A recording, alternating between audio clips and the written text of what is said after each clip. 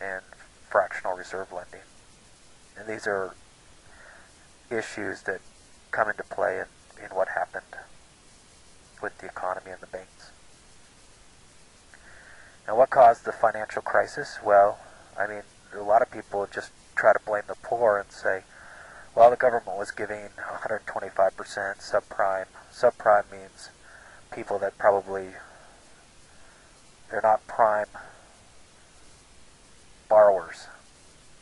Um, they probably, wouldn't normally meet the criteria to get a home loan. There should be renters, but the government wanted everyone to own a home.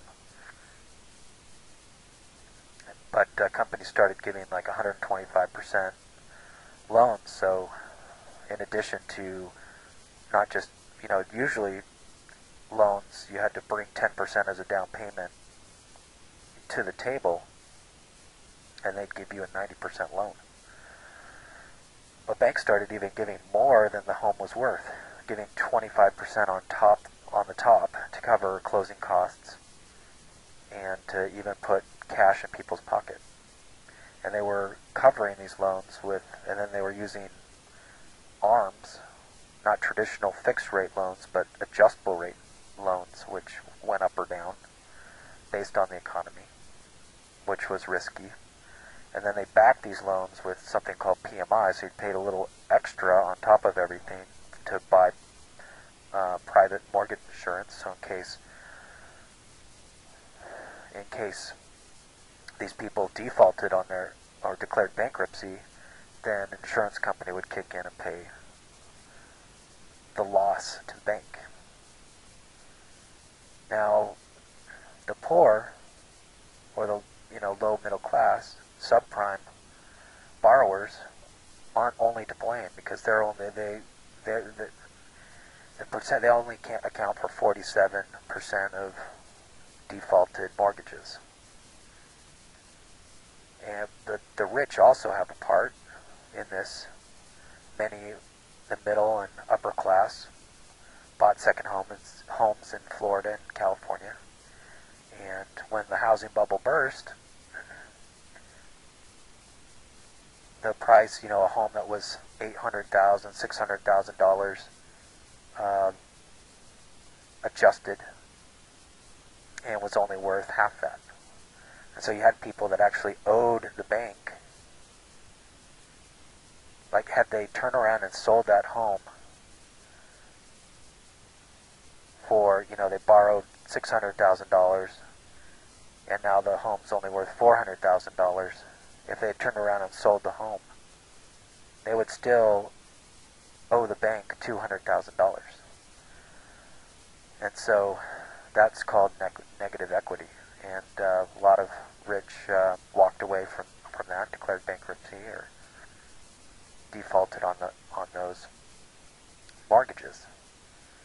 So rich and the poor are to blame for that. And how that affected banks is banks back their money. They just don't. Banks only keep on hand about 10% or less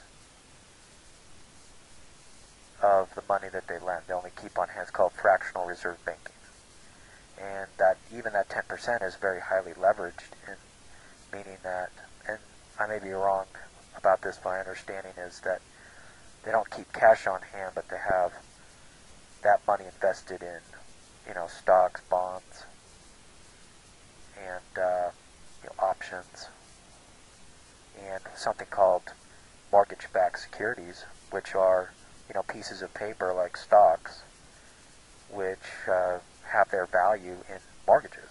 So if the mortgage market is doing good, these things are worth some money. But if they're not worth anything, then these pieces of paper, these mortgage-backed securities, are worth less than the paper they're printed on. But if the banks lose that money, if the banks lose $1, it just doesn't mean they lose $1, because of fractional reserve banking, they don't just, if they're lending like $50 for every $1 they have, they keep on hand, when they lose that dollar, they don't just lose $1; they lose $50. They're unable to lend. So that's why people have been talking about, the banks just don't have money to lend anymore. And part of this was due to mark-to-market, because what Enron was doing is they were fudging their books and saying they had like a lot of securities and derivatives, things that, pieces of paper that derive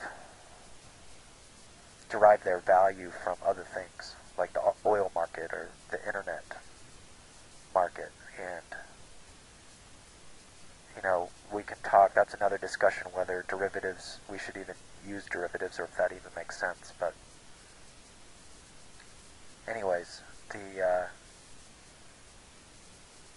what Enron and a lot of corporations would do with these derivatives or these mortgage-backed securities before is it didn't really matter what they were worth at the time. They would kind of put down a number. The accountants would put down a number of what they thought that piece of paper would be worth when they sold it in in the future. So they'd say, oh, we expected this piece of paper here, this derivative, this mortgage-backed security will be, worth this much at the time we sell it. So that's how they accounted. But after Enron, the SEC incorporated a policy of mark-to-market. Is when you account for these things, you have to put down what they're worth now. That's mark-to-market. If you were to sell this today, what is it worth? And now, since these derivatives, these mortgage-backed securities, derivatives swing up and down widely, and that's kind of the risk, and they're higher risk. So banks got in a lot of trouble because now these are the toxic assets that everyone's talking about.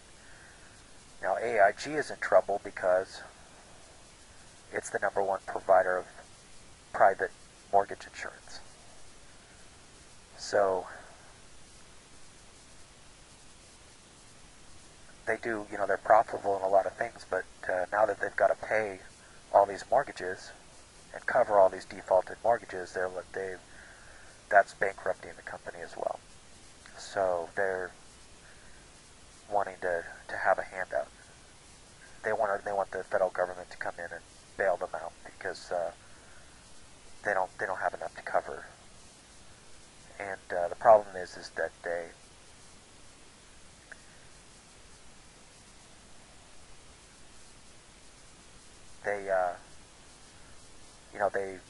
they don't just do private mortgage insurance. They also do disability insurance and other kinds of insurance for working people, and those are profitable. And how to handle that's a whole topic for another day. Whether to bail them out or let them use antitrust laws, and if someone's too big to fail, and use bankruptcy and split off something that's not profitable and consolidate and reorganize debt and to reorganize AIG.